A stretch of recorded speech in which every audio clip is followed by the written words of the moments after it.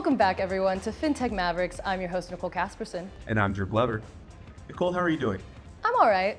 Sometimes it feels like we're scaling Fintech FM faster than I can even hire. It's constant. Yeah, I saw that last event you pulled off. It was huge. I'm so curious. How are you doing it with such a lean team? Barely. Processing everything was an absolute mess. POs, reimbursements, chasing approvals.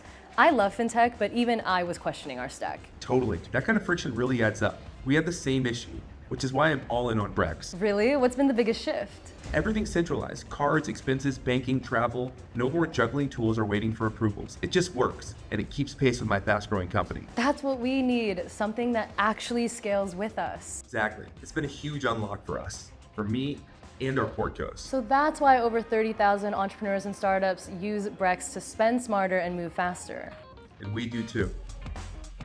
Today's guest is a bit of a fintech icon, if you will. With us is Adam Nash. You may know him as the former CEO of Wealthfront or an early executive at LinkedIn, everyone's favorite social media platform, at least anyone that I follow. But these days, Adam is building something different and necessary as the co-founder and CEO of Daffy, a modern platform reinventing how we give. In a world where charitable giving is often inefficient, opaque, or reserved for the ultra-wealthy, Daffy is democratizing generosity and is backed by deep expertise in behavioral finance, one of my favorite topics to jump into, and product innovation. Adam is creating a fintech product with purpose and unlocking a better way to give. So Adam, welcome to Fintech Mavericks. Wow, thank you, Nicole. That intro, I'm telling you, my mom is going to be a fan. I'm just letting you know. We got to make sure mom hears the pod. Good. I'm still trying to get my mom to listen to two of the podcasts that I host. So maybe you can help me out with that one. You have led some of the most iconic tech companies, as I shared, LinkedIn, Wealthfront, and now you're building this very mission-driven work at Daffy. So what was the aha moment that made you want to reinvent charitable giving? Yeah, no, that's it's a great question. I mean, most of my career, my education's in computer science, right? So I started out really very much focused on how do we build new things? How can we use technology to solve new problems? But then in grad school, I ended up focusing on design, on human-computer interaction, which is all about that difficult layer of like, well, but how do people actually use the products you build, right? You know, like you have to actually solve a human problem. And actually, most of my career has been about that, right? Like you mentioned LinkedIn. I mean, how can you not think it was an important problem to help people focus on their careers? Like the modern world, modern economy, like what you have is your reputation and your relationships. There should be a platform for people to control their careers and have some agency in their lives. Wealthfront, of course, you know, financial advice. Why should that only be for the wealthy? Can't we use software to bring sophisticated financial advice to everyone? And so, believe it or not, I always look for the human use case, and giving is one of those use cases. I mean, Daffy was founded in the middle of the pandemic. I mean, my co-founder and I got together. We raised our seed round in 2020. I mean, literally, like we were meeting in my backyard to work it out. But you know, it really occurred to me, the aha moment was you could see how much people cared about their communities and cared about giving, and the statistics are really breathtaking. Right? I mean, in the U.S. every year, like last year, over 60 million American households give to charity every year. And actually giving in the US last year was over 500 billion, I think $557 billion. I mean, that's like 2% of GDP. I mean, that's bigger than agriculture. And yet the donor advised fund, right, this idea of putting money aside for charity was something that really only the ultra wealthy were doing. You know, they have the financial advisors, they have the accountants who kind of tell them about these things. And so we kind of said, hey, why can't we just use all this great technology over the last 10, 15 years? It's made it easier to spend better, save better, invest better. And why can't we build a product around giving? And so that's really where Daffy came from. I love what's happened from a Daffy standpoint in what you've done in your career, because I feel like a large part of your career has been focused around lowering access barrier to the people that need access the most. And from the standpoint of Daffy, I'm curious, how does that really fold into the general mission and thesis around launching it and kind of where you sit today in terms of what you're building. Yeah, well, I appreciate that.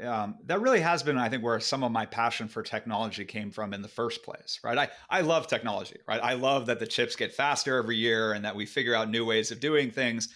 I even love the fact that just, as people, we are learning how to use technology better and better over the years, right? And so the products you can build today are not just better technically, but it's more likely you're going to find an audience. Like there's more people willing to try them, to use them, et cetera. But you have to ask the question, why? What's it all for, right? And for me, the magic of technology has always been that you take something that used to be expensive and difficult, and it becomes simple and almost free, right? Inexpensive. And that's how you greatly, and so that ends up driving access. There's no doubt. I mean, there are billions of people using technology products today that we couldn't have imagined, decades ago. And so for me, I think a lot of my career has been going between these problems saying, hey, is the time right? Can we now do something here that we couldn't do before? And I know it sounds somewhat basic, but giving really struck me as an ignored financial goal, right? I teach this class at Stanford, personal finance for engineers. I've taught it for 8 years. And we do talk about behavioral finance. I know Nicole mentioned that earlier. And we've learned so much in the past few decades about how to help people hit their financial goals, right? How do you help someone save for retirement? How do you help someone save for their kids' college education, to buy a house, all these problems? And yet that discussion was absent around giving. And I said there had to be someone who had thought of this. And it turns out there is academic research that shows that if you follow the same things that help you save for retirement, if you set a goal, if you pre-commit, not only do people feel better about their giving, but they give more. They give 32% more. And if you think about it, if individuals last year gave hundreds of billions of dollars to charity already, how much more would we give? And we would feel better doing it. And so this combination of a goal in our life that felt like, hey, now's a time where technology could actually make this easier for people, actually make them as generous as they want to be, and realizing that there was a really big market out there just made me feel like the time was right. Right. It probably a little bit had to do with one of the companies I was involved with. I was on the board of Acorns for about 6 years. Right. Love Like Acorns. is wonderful product, simple app. It started with the simplest idea of helping people save their spare change. But now millions of people actually pay Acorns to help them get started on a better financial life. And so just watching the success of these companies going like, hey, if we could do that for saving, if we can do that for financial advice, why can't we do that for giving? I mean, people care deeply about giving. They teach their children about giving. So it just felt like the market was right and the time was right to build a new product here. Yeah. Can we just take a step back and can you just give us a little bit more insight on what was the problem? What was wrong with the infrastructure beforehand that didn't make it as easy for us to be able to lean in from a charitable giving standpoint as we're able to today with a Daffy? I'm curious when you were looking at the market, what did you say, this is what we need to solve right now to be able to get to where we are today? Oh, well, I mean, I think if you look at charity in general, actually, the more you dig into it, the more you're amazed that $500 billion is going to charity every year, given what people have to do. I mean, you and I both know it. I mean, charities have this hard time reaching out to people, right? Like they're still sending mailers, they're still doing campaigns, they're holding kind of auctions and events. You're getting direct mail. And so I think that actually this is a sector that, as big as it is from a technology standpoint, hasn't kept up with the other spaces. But, part of it for me is actually fintech really has made everything easier. I mean, when Wealthfront was starting, I can't even tell you how hard it was to do everything. I mean, we didn't have Stripe. We didn't have Sardine to do KYC. We didn't have incredible brokerage platforms where you could stand up accounts and kind of create portfolios. Certainly in the crypto world, we didn't have something like Coinbase, et cetera. And so if you actually look at what makes Daffy possible, we really are in some ways technically standing on the shoulders of giants. The reason we could do this in this market and build a Daffy is because, we can use from day one, right? Our engineers can just tap into those great platforms, right? Like, I don't know how many years it would take us to build something like Sardine. I don't think we could get to it ourselves, given the expertise required, but it's wonderful that we don't have to worry about that problem as much because Sardine does. We don't have to worry about all the intricacies of payments because Stripe does. We don't have to worry about how to link bank accounts, because Plaid does, et cetera. And so I think sometimes we underestimate as an industry that actually not only are we building a great application, a great service, a great capability, but in some ways we're all pieces of this puzzle of building technology that is the foundation of the next great apps and services. I mean, this is why some of the excitement you see in AI right now is happening, is because everyone can see that not only are these features very interesting to use in these agents and these platforms, but wow, what could you do with that technology? That used to be a very hard problem. I mean, we just released our first AI features last week publicly. We couldn't have done that 10 years ago at Wealthfront, but you can do it now because companies like Grok or OpenAI, et cetera, exist. So in some ways, that's why I think every good technologist does, is they think, hey, if I was starting from square one today, it's 2025, how would I build this today? What can I do today? Because the answer is going to be different than just 5 years ago. Yeah, I mean, well said. And you, after experiencing that scaling of Wealthfront, I mean, clearly you're like, I have it a bit somewhat easier now. But what lessons do you take from that experience into the founding of Daffy? Oh, well, I mean, let's be clear. I think there's anything about building startups and new products that's easy.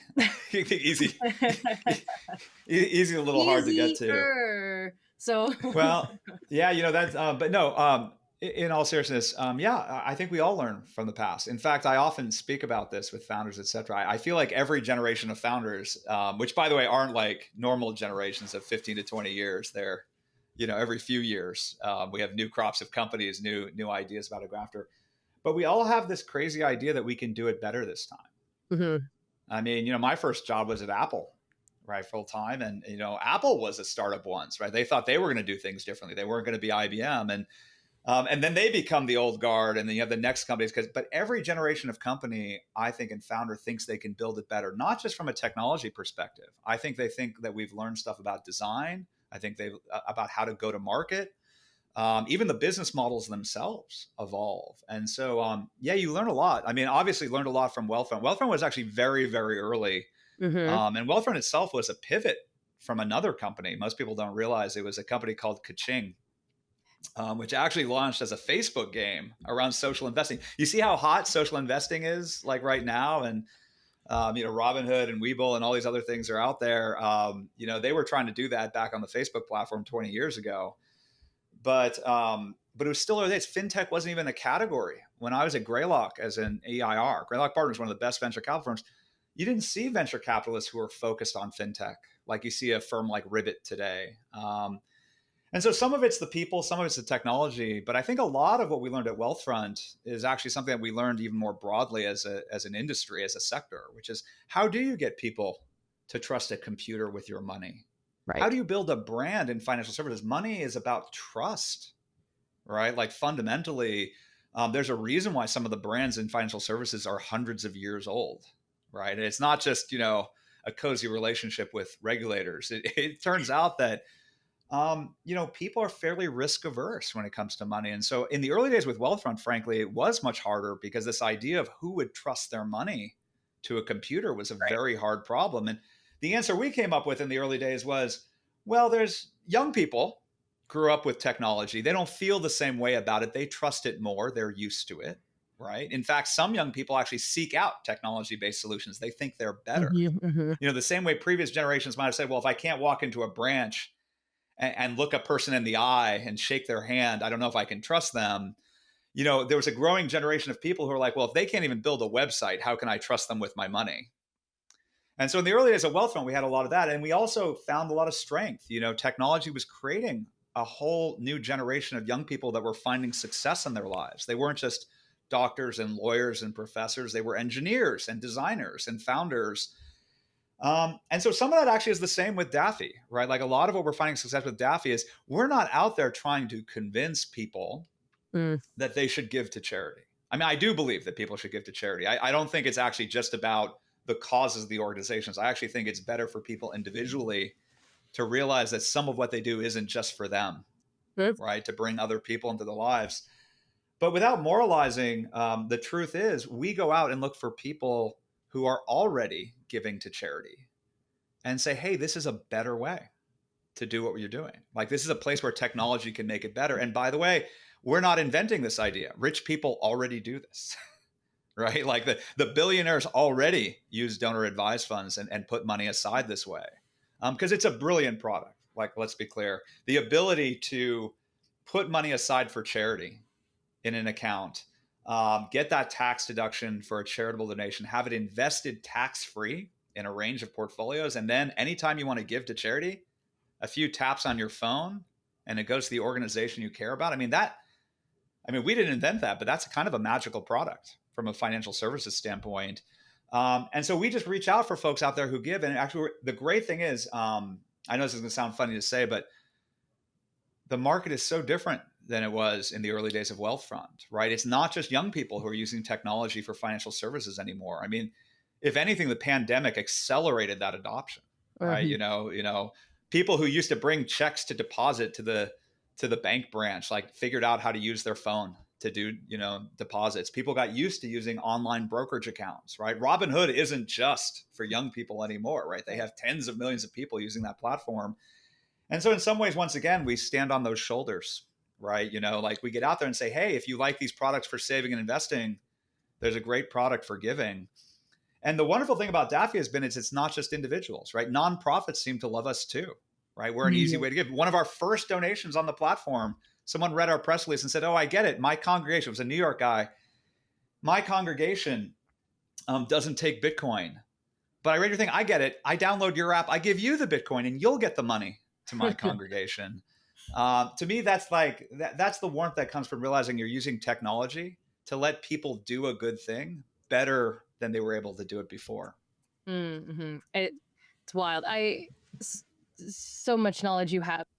Thing that is so interesting about and often talked about in the industry about the PFM space, right? Just whether it's the spending, the saving, the investing, or the giving, is really, why hasn't the code been cracked, if you will, on complete financial wellness?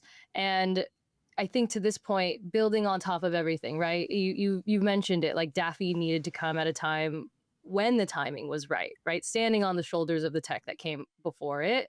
I guess I'm curious, like, from that holistic wellness standpoint, right? And that behavioral finance standpoint, right? In a time when people are always talking about the economy, always nervous about that emergency fund or that next thing, or the market's doing this or that and zigzagging. How do you convince people that, charitable giving is an integral part of that holistic space? Like what you said, right? Teaching people that, hey, if I start giving, there's abundance to be made from that, is a huge unlock from a financial mindset standpoint. How do we get this? Because obviously we want more people to realize that, but I know even in my journey, it's been, as an entrepreneur, it's been hard to unlock that piece of it, right? And to go from scarcity to abundance. Oh, it is hard. And that's because, this is, I was mentioning earlier from my class, this is why behavioral finance is so interesting. So interesting. Is because in some ways, technology and money have something in common. They're mostly objective, right? Mm-hmm. Code is ones and zeros, right? Like, you program a computer and, like, money is dollars and cents. Like, it feels like a very objective problem. It feels deceptively simple. But as usual, the complexity in it comes from people, right? We're not simple. We're emotional. We're not rational that way. And by the way, what is the money for? Mm-hmm. What is it all for? Right? You're touching on very deep elements of not just purpose and how people live their lives, but kind of everything, how they interact, et cetera. Money touches power, it touches relationships. Actually, in my class, I actually had to give a special part of my class. There's one session where we talk about money in relationships, right? Mm-hmm. And how many relationships actually break up over things like financial infidelity, et cetera. So you're talking about this rich divorce is finances. So I think there's a lot of people who get into technology and get into finance, so fintech, those are the two families, and they're very left-brained and they're very rational. And this is the place I came from too on this. And so some people look at these emotional issues as problems to be solved, right? How do I get people to be more objective, to be more rational, to invest along the way the dollars and cents should? And I think there's value in that. I don't think that's a negative. But I've grown actually to really love the problem of actually meeting people where they are around their emotions and how they feel about money, and appealing to their better selves, right? When you're talking about helping people save for their retirement, that's actually a very hard problem for people. Going back to like the Stanford marshmallow test, delayed gratification, right? Like who doesn't want to go on the trip now or spend the money now? Like there's all sorts of priorities now. And by the way, it's not all selfish, right? If you have young kids, you have expenses now. Like there's trade-offs between today and tomorrow. So building products that let people make a smart decision once when they're at their best and then automating it is really what technology is all about. And the truth is, some of that logic is what we applied to Daffy, right? Like I said, we don't have to sell people on the idea of giving, right? There are millions and millions of people that already believe that giving is an important thing, but it's hard. It's hard because you forget, your day is busy. Actually, I did a lot of user research. Before we launched Daffy, I talked to dozens and dozens of people across the country about giving to charity. And what was amazing to me is I did not find what I expected. What I expected to find was that there were people who gave and people who didn't. And for the ones that gave, they had some system, and we could just take that system and put it in software and build it for everyone. And the sad thing is, it turns out, I'm going to borrow an old economist joke, but it turns out if you talk to 25 people about giving, you're going to get like 28 different theories about how people should give to charity and how much they should give and when they should give, et cetera. Right. No one agrees. Some people use dollars, some people use percentages, like no one agrees. But the one thing that was common with everyone, almost to a T, is that if you asked people how much they thought they should give to charity, they gave you something. Very few people gave you nothing and said, no, I don't believe people should give to charity. Very few people said that. There were a few, but very few. Yeah. Most people thought that they should, and they had some number, some idea in mind.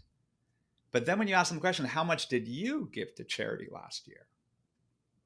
Oh, that was painful.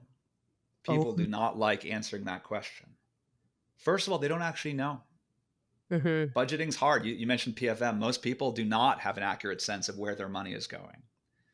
But if you dug underneath it, it was actually worse than that. They knew that they had a bar for what they thought they should give on a regular basis. And they had tied that to their identity. It was part of them being a good person. But they weren't meeting that bar.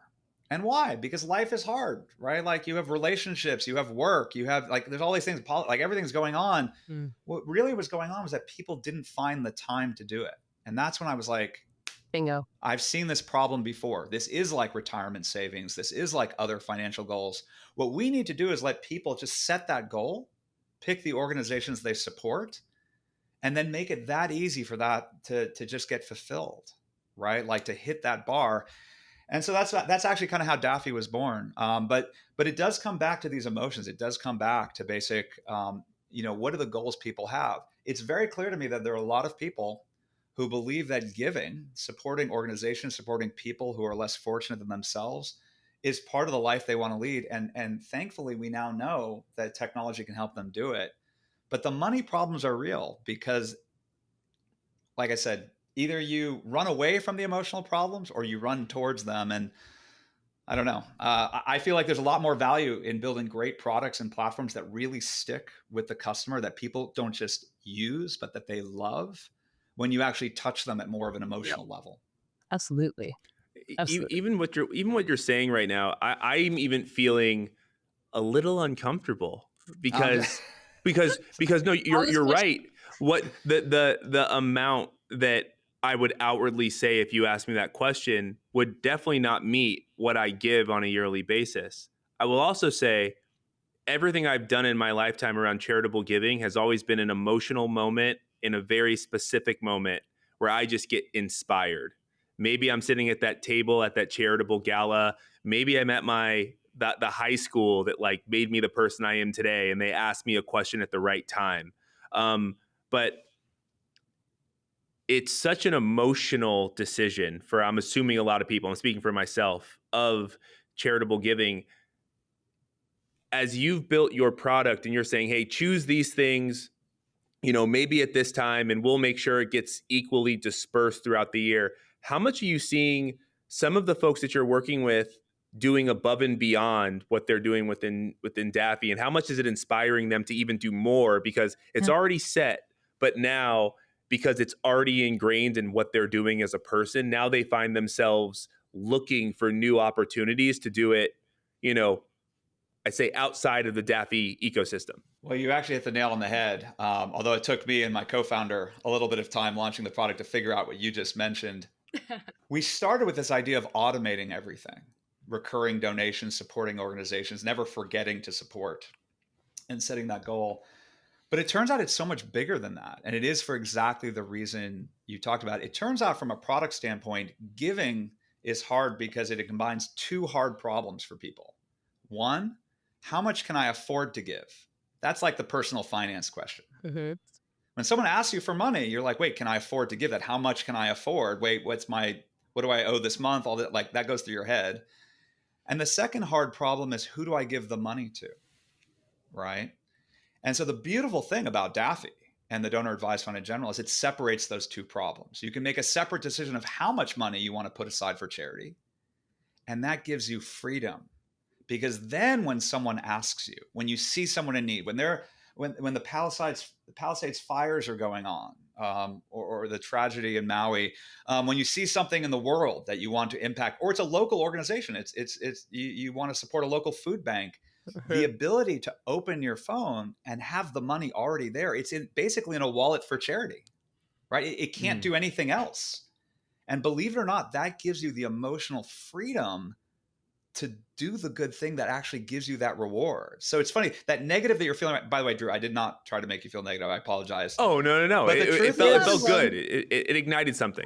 But that's the balance. I actually talk about this in one of my product talks around design, encouraging engineers and designers and product managers to actually talk about emotions, not just the positive ones, but the negative ones. It's healthy. Because magical products, in my view, do both things. They dampen the negative and they amplify the positive. Right here, the negative for you here, and for a lot of people, is a little bit of guilt, a little bit of like, 100%. I could be doing more.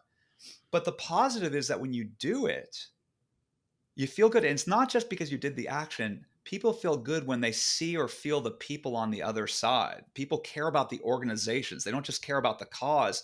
They care about the teams that they're supporting, the people that those organizations support. And so a lot of our product design ended up being optimized not just around automation, like a retirement savings product, but the real magic of Daffy from a product standpoint turns out to be is that when something inspires you to give, and those moments can happen anytime. It could be at work, out about the weekend, family, the ability to pull your phone out of your pocket and do something about it, not just talk about it, not just think about it, do it. It's rewarding. I actually think that that's the emotional hook. Like, forget dopamine. Like, that touches you at a deeper level.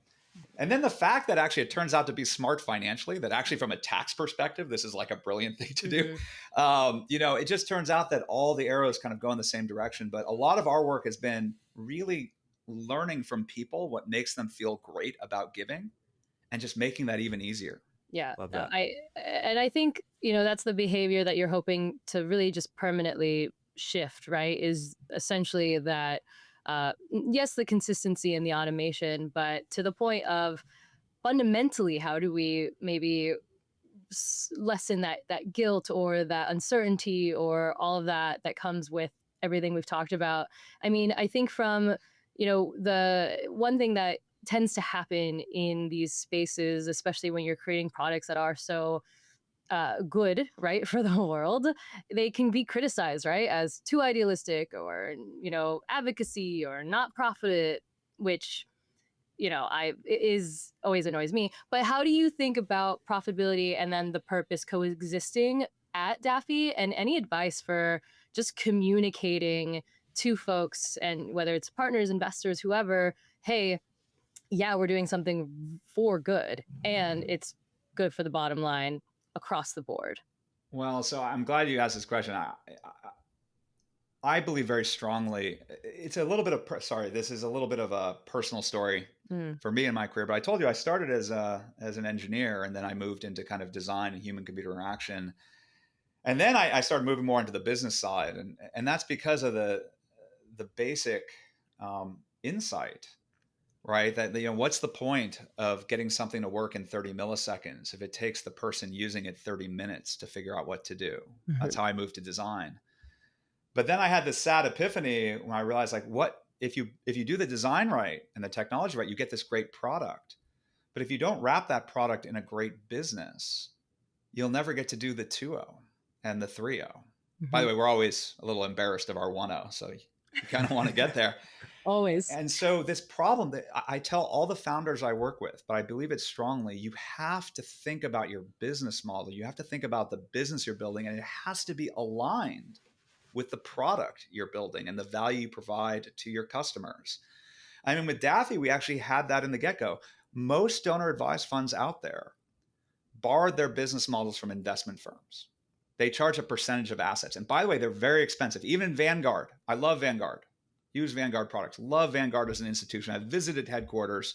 They charge 60 basis points, 0.6% on accounts up to $500,000.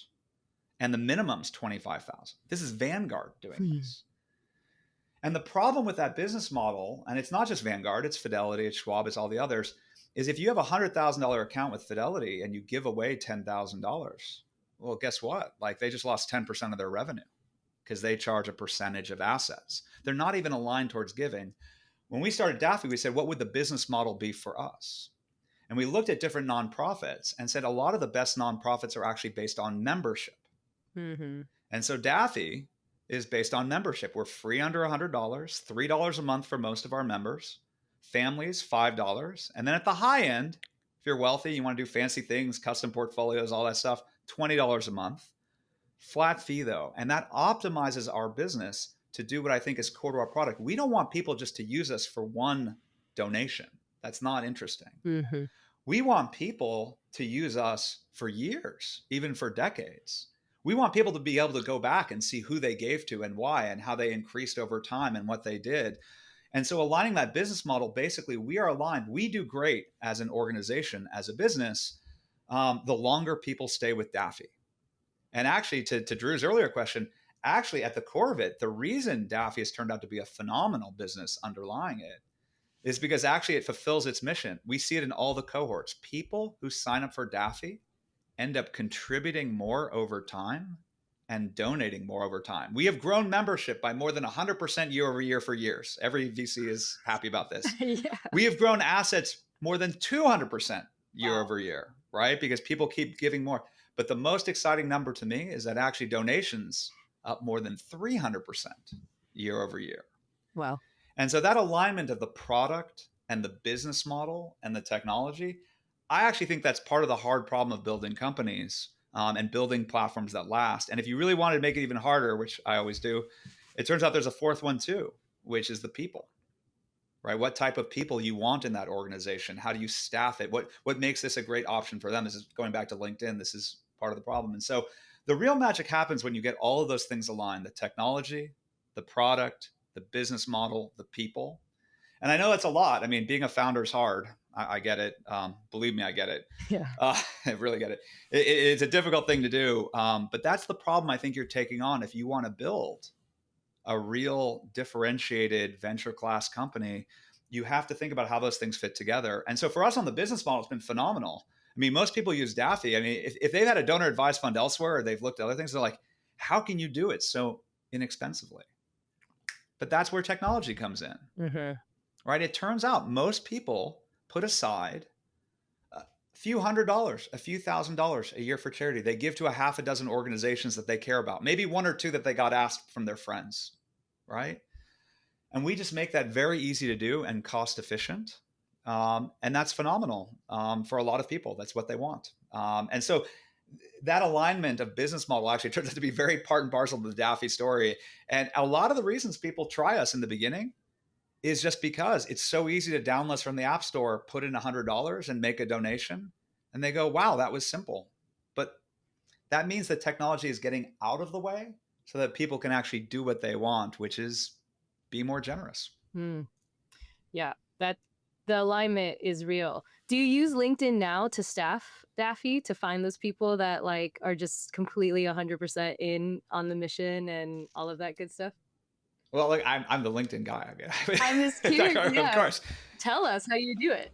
Yeah, I'm probably, I'm like an evangelist for LinkedIn still, more than a decade later. Like I love all the products that I help build and have handed in, but like LinkedIn for me is such a rich source, when you're looking for people, because if you look at it the right way, you can see not just the resume, not just the experience and the skills, etc. You see the connections, you see the people, where they've been, who they're connected to.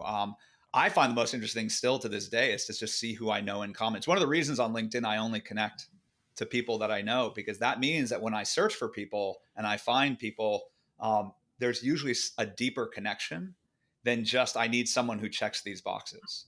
Yep.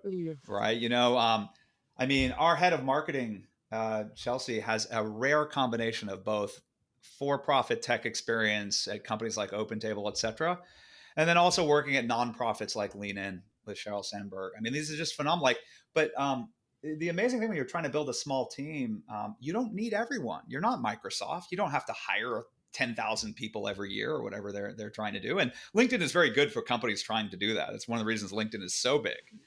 But for a startup founder, you're really just looking for a very small number of people, usually just one, who just fits with what you're trying to build right now. And ideally, you're the right answer for them at this moment in time. Yeah, no, I agree on the part where you can really leverage LinkedIn to like pretty much do your own analysis on people and seeing all of the pieces of information that you're just not going to get from a piece of paper or an electronic resume.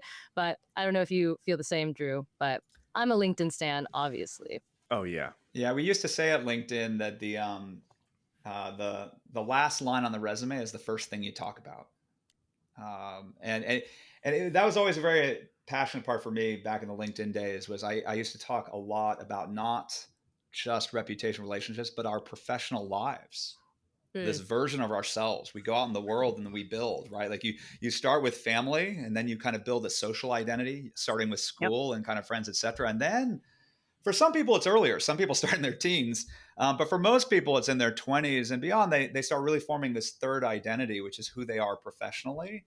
And at LinkedIn, I think one of the reasons LinkedIn has stood the test of time, more than 20 years. I mean, I think it's like 17 billion in revenue. It's like a billion users. Like it's unbelievable how these things start small and get so huge. But I think the reason LinkedIn has held up better than many social networks in a number of ways is ironically because we were more focused. We weren't trying to solve all the problems that people had or all the things people wanted to do with their friends and colleagues, et cetera. Okay. We were very focused on this problem of how do we help people with their professional lives, right? And that actually constrains the problem a little bit, right? Like we didn't focus as much on, e-commerce or dating or politics or all these other things that are pulled into the social world. We said, no, there should be a space online for people just to focus on their professional lives.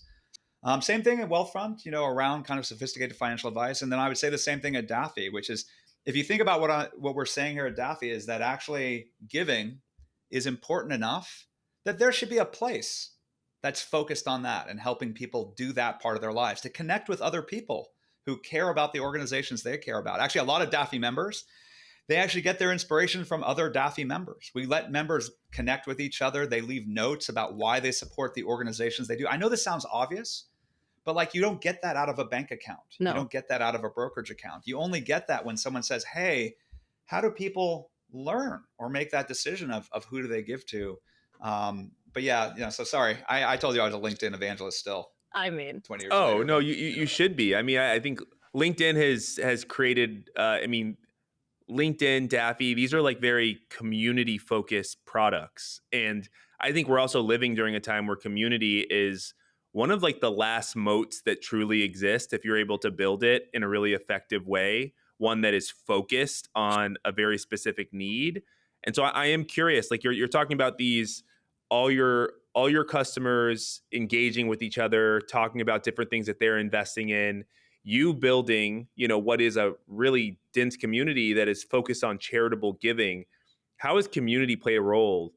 How has it played a role in what you're building at Daffy, and how do you try to lift up that community in creative ways to kind of make that moat even stronger? Yeah, well, I'm glad you brought up the moat because that's actually how I think about it. I don't think people join Daffy yet for the community. Mm. And by the way, in the early days at LinkedIn, people didn't join LinkedIn for the community as Totally. much, right? Like it was very much a tool. And so to me, this is part of how you bring people along. I've always loved video games. If you study video game design and game mechanics, there's this concept of flow, right? Of having the difficulty of the game go up at the same level that people's skill goes up, right? If the difficulty goes up too fast, then it gets too hard, people give up. And if the difficulty doesn't go up fast, people get bored and they leave. And so it's actually a challenge for game designers always to kind of bring people along. Love that. And there's some great people. Mhm. And so when we were doing LinkedIn, we thought about that. If people coming in for a simple reason, but then guiding them so they could get better at managing their career and their professional lives over time. Felt the same way at Wealthfront, right? Which is why Wealthfront has different products and services. Feel the same way at Daffy. So people don't come in for the community. They come in for a real problem. I will tell you, a lot of people come to Daffy just because it's the end of the year and, taxes, it turns out the charitable deduction is a very big deal. And they hear on a show like this, et cetera, that like, oh, I didn't realize you can donate stock and deduct like the full market value of the stock. You can donate crypto, right? Like, and not have to deal with all that, the taxes and the IRS and that sort of thing. So people come in for a reason. Some people come in because they want an easy app to make donations, right? Like some people, we have airline pilots on the platform who tithe to their church, right? Like we have all these different use cases people come in to use. And then the beautiful thing about a product like Daffy is they come in and then they can discover more. We even use some of this language actually on the app. We call them sometimes side quests, right? Like you came in to do this thing, but it's like, oh, wait, I didn't realize people can run campaigns for charities they care about. That's an interesting new way to give.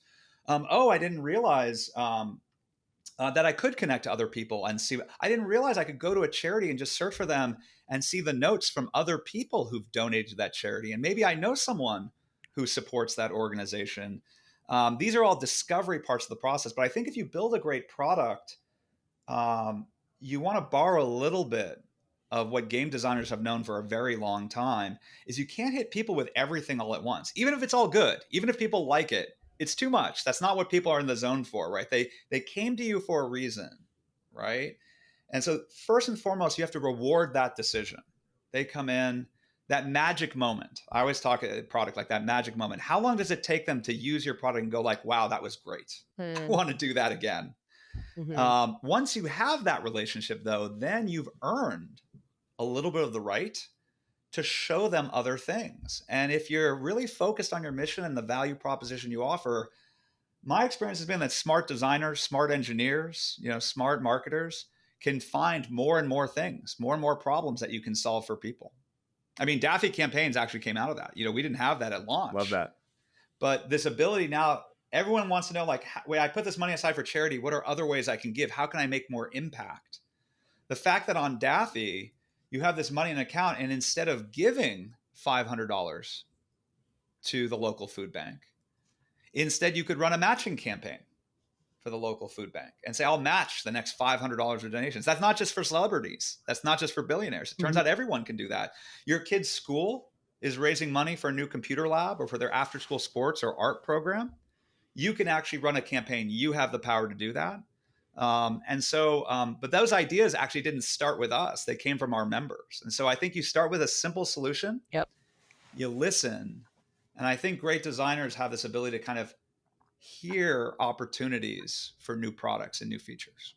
Within that listening, right? So well said, and so many amazing pieces of advice. As we close the show, I am going to give you a bit of a rapid fire list of questions. I know. Whatever comes to mind first. You're going to do amazing at this. All right. Are you ready, Adam? I will do my best. Okay. All right. Question 1. The best book you've ever read on leadership? I'm a big student of history, or at least in my better self, reading these things. So actually a lot of the books I like on leadership are actually just biographies of different leaders. And usually what makes them great is not that any one of them is perfect, but it's amazing to see how they led through the situation. I mean, I went through a phase like a lot of folks where I was reading about, in the US, the founding fathers and kind of their stories, and like how much of that story doesn't get told. I mean, everyone went into Hamilton, 15 years Oh my ago, gosh. but all the stories are deeper. George Washington, John Adams, like all these folks are just kind of phenomenal. In business, I grew up in the books that I would read were just all also biographies, right? Like how did Oracle get built? I've probably read too many Steve Jobs biographies, despite actually having worked There you in the go. org. And so I'd probably, instead of saying a book, I'd probably put it in that category of Okay. book is what I'm a big fan of. I'm going to take it, Adam. All right. What is your favorite lesson you learned from your internship at NASA? That actually everything was a lot of hard work. like everyone loves the end. Everyone loves, having this thing go up, et cetera. But like when I worked I was only 15, by the way, as an intern at NASA. I was programming, actually, believe it or not, Fortran, computational fluid dynamics. They were at the time trying to figure out how to move from wind tunnels to like computer simulations. When I got like the time frames, et cetera, it was all so methodical. There were so many great people who could have been elsewhere making more money doing a lot of different things. But that ethos, I think that goes back to the 60s, is that sometimes these things take a decade, et cetera, and just that willingness to kind of work a problem continuously, et cetera. We weren't actually going to launch a rocket. We were trying to figure out just that small piece of that problem. How do we get the computer simulations to match the quality of what we saw from wind tunnels? And I had a little piece of that where I was literally just trying to model something out and test it out. But I was super impressed at NASA just with the patience and the dedication that I saw in the people that I worked with. It was just very different than when you're young, where everything's like, how do I win the game? How do I do this? How do I get that next ring? It was amazing to see people actually working on problems that might take them decades, and they were happy and excited to dedicate their lives to it. Oh, that's cool. That's cool. It's so much nicer than I think the first internship I've ever had. So love that. All right. The first thing you look at when you go to someone's LinkedIn page. I mean, obviously the header design, I had a little bit of a role Oh, yeah? long ago and that kind of thing. So some of the information that I prioritize somewhat is reflected in the product, although it's changed over the years and definitely has shifted towards content. For me, it's still the people. It's still who we know in common more than anything else. I like seeing it. I see the connections, like, oh, like how does this person know that person? Oh, they worked at that company together 10 years ago. Oh, they went to the same school.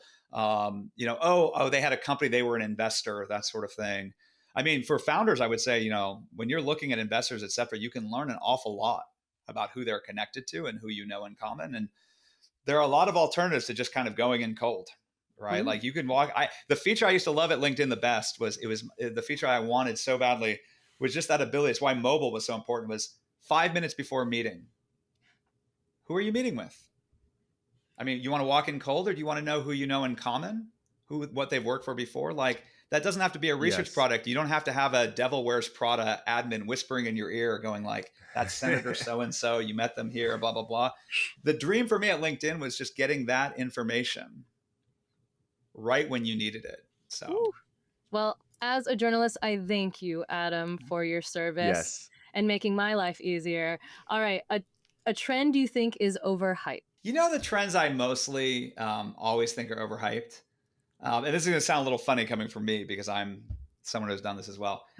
It's every single article about why this generation is different, or the kids today are doing this, or like, do you remember like 10 years ago, like everyone was talking about like, oh, millennials don't want to own things. They want to rent things. And I'm like, or they're just early in their careers and they haven't earned enough to own things. Like they're kind of making do and kind of like they're in their 20s, like they're doing 20 something things, et cetera. And so I always think every trend, like it's very, very hard for me not to be cynical when I see these trends about like why the kids today are doing things differently.